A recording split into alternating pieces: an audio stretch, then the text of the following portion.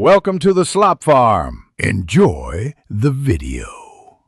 You begin by getting access and authenticating so you can run real requests. Sign into Earth Engine, confirm billing if your exports need cloud resources, then install the client Python or CLI. Once done, run e-authenticate, and then e-initialize in your environment so tokens are cached. Make sure you set your Google Cloud Project ID and create an assets folder. This prevents export failures and organizes outputs for later use. Next, you assemble the data and define the processing steps. Load the imagery collection, filter by date and spatial bounds, then apply cloud masking and select bands you need. After that, compute indices like NDVI or use reducers to get means, medians, or zonal stats. This reduces download size.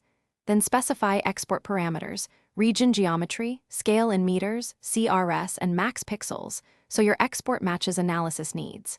Finally, create the export task, but do not assume it runs automatically. To finish, launch the export task and monitor progress in the Code Editor Tasks panel or via the API task list. Start, pause, or cancel as needed. Once complete, download from Drive or cloud storage and open the file in GIS or Python to confirm CRS, extent, and pixel size.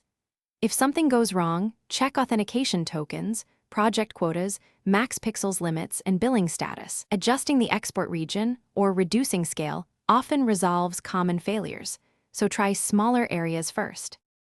Thanks for watching. Consider subscribing if we helped you today.